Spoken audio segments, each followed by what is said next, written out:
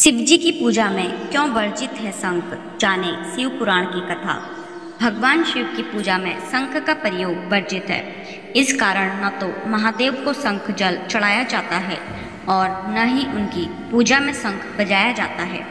तो आइए जानते हैं आखिर इसके पीछे की वजह क्या है। सनातन धर्म में वैदिक अनुष्ठानों में शंख को बहुत ही शुभ और पूजनीय माना गया है। इसे सुख समृद्धि और सौभाग्य का प्रतीक माना जाता है।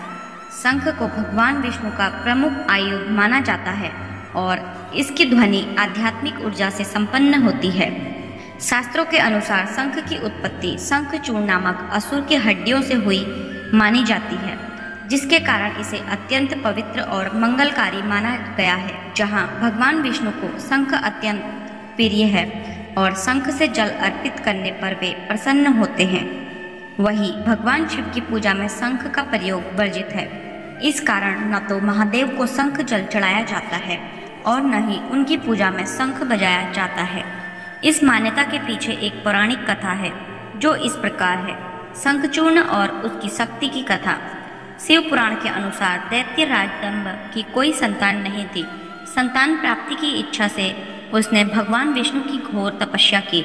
उसकी तपस्या से प्रसन्न होकर भगवान विष्णु ने उसे वरदान मांगने को कहा।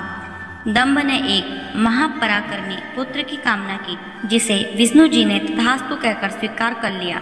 कालांतर में दंभ के यहाँ एक पुत्र का जन्म हुआ, जिसका नाम शंखचूर्ण रखा गया। जब शंखचूर्ण युवा हुआ तो उसने ब्रह्मा जी को प्रसन्न करने के लिए पुष्कर में घोर तपस्या की। उसकी तपस्या से प्रसन्न होकर ब्रह्मा जी ने उसे वरदान मांगने को कहा। शंखचूर्ण ने इच्छा व्यक्त की कि वह देवताओं के लिए अजय बन जाए। ब्रह्मा जी ने उसकी यह प्रार्थना स्वीकार करते हुए उसे श्री कृष्ण कवच प्रदान किया, जिसे धारण करने से वह तीनों लोकों में अजय हो गया। ब्रह्मा जी ने उसे धर्मध्वज की कन्या तुलसी से विवाह करने की अनुमति भी दी। उसके आशीर्वाद से शंखचूर्ण और तुलसी का विवाह संपन्न हुआ। ब्रह्मा जी के वरदान के कारण शंखचूर्ण में अहंकार आ गया और उसने तीनों लोकों पर अधिकार स्थापित कर लिया। उसके अत्याचारों से त्रस्त होकर देवताओं ने भगवान विष्णु से सहायता की गुहार लगाई, लेकिन स्वयं विष्णु जी ने उसे वरदान दिया था, इसलिए उन्होंने भगवान शिव के इस संकट को दूर करने की प्रार्थना की। शिव जी ने देवताओं की रक्षा के लिए युद्ध का नेतृत्व किया, लेकिन श्री कृष्ण कवच और तुलसी के पतिव्रता धर्म के कारण वे भी शंखचूर्ण को पराजित नहीं कर पा रहे थे। शंख की उत्पत्ति। स्थिति को नियंत्रित करने के लिए विष्णु जी ने एक ब्राह्मण का रूप धारण कर शंखचूर्ण से छल पूर्वक उसका श्री कृष्ण कवच दान में ले लिया।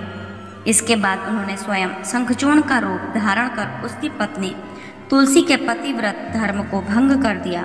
श्री कृष्ण कवच के नष्ट होने और तुलसी के पतिव्रत धर्म टूटने के बाद भगवान शिव ने अपने विजय नामक त्रिशूल से शंखचूर्ण का वध कर दिया। उसके वध के बाद उसकी हड्डियों से शंख की उत्पत्ति हुई।